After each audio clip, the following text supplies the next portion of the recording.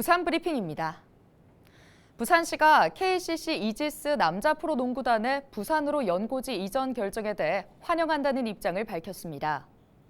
2001년 11월 창단한 KCC 이지스 남자 프로농구단은 감독과 코치, 스태프를 포함해 총 29명의 선수단으로 구성되어 있으며 그동안 KBL 챔피언 결정전 우승 3회 쾌거를 이룬 명문 남자 프로농구단입니다.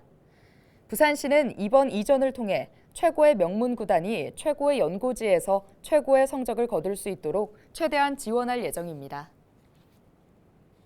부산시가 추석 명절을 맞아 9월 한 달간 동백전 더블 이벤트를 시행한다고 밝혔습니다. 이에 따라 캐시백 지급 한도가 기존 30만 원에서 2배인 60만 원으로 늘어나고 캐시백 최대 금액은 기존 2만 1,000원에서 2배인 4만 2천 원으로 상향됩니다. 부산시 교육청이 정관 지역 학교 과밀학급 해소를 위해 행재정력을 집중 투입합니다. 시교육청은 초등학교의 경우 모듈러 교실을 설치하고 작은 학교 자유통학구역 운영 등을 통해 지난해 대비 17학급 과밀을 해소했다고 설명했습니다. 2025년 이후에는 취약 예정자의 감소로 과밀 현상이 자연스럽게 해소될 것으로 예상했습니다. 중학교는 15학급 규모의 정관 2중을 2027년 개교를 목표로 설립 추진 중이며 설립 전까지 기존 중학교의 학급 증설과 장안 중에 우선 배정할 계획입니다. 2032년까지 과밀 학급이 예상되는 고등학교의 경우 신정고와 정관고는 각각 9학급씩 증축하고 장안제일고는 6학급 증설해 학생들을 분산 배치할 예정입니다. 이와 함께 2025년 기장군 산업 인재 양성을 위해 개성여고를 이전 설립하고 장안고를 2027년 일광 신도시로 이전합니다. 29일 오전 국토교통부와 부산시, 경상남도, 전라남도 부단체장이 함께 모여 남해안권 종합발전을 위한 정책 과제와 실행 전략을 논의했습니다. 이날 회의에서 국토연구원은 새로운 통합경제와 생활권 형성, 세계적 관광, 휴양벨트 조성 등을 목표로 하는 남해안권 발전 비전과 세부 목표에 대해 설명했는데요.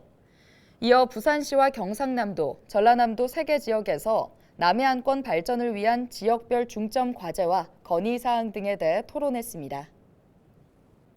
최근 각종 흉악범죄가 사회적인 문제로 대두되면서 살인 예고글이 전국을 공포로 몰아넣었습니다. 하지만 신림동에서 여성 20명을 살해하겠다는 글을 올린 30대에 대한 구속영장은 기각됐고 경찰서 흉기 난동을 예고했던 30대의 영장 역시 기각됐죠. 두 피의자 모두 협박 혐의가 적용됐는데 법원은 인터넷에 살인 예고글을 올린 것을 협박죄로 처벌할 수 있는지 여부에 대해 유보적인 입장을 보였습니다. 재판부에 따르면 살인 예고는 범행에 대한 구체성이 부족하기 때문에 협박으로 강력히 처벌하는 데에는 한계가 있습니다. 이런 부분을 보완하기 위해 살인 예고글을 처벌할 수 있는 법조항을 만들기 위한 움직임이 시작됐고 정부는 공중협박죄와 공공장소 흉기 소지죄를 마련하는 과정에 속도를 내고 있습니다.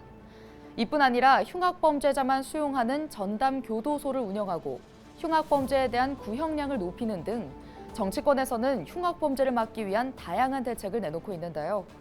그만큼 흉악범죄에 대한 불안감이 높은 현실을 실감할 수 있습니다. 세계 어느 곳보다 안전하다던 한국의 위상을 되찾기 위해 사법당국의 강력한 대처와 처벌이 필요한 시점입니다.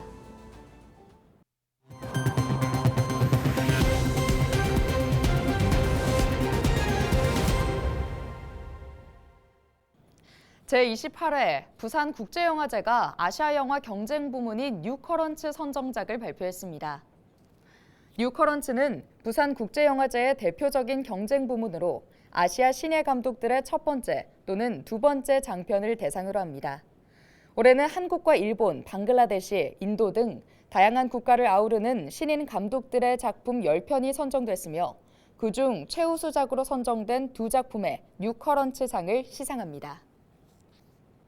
오늘 준비한 소식은 여기까지입니다. 지금까지 부산 브리핑이었습니다.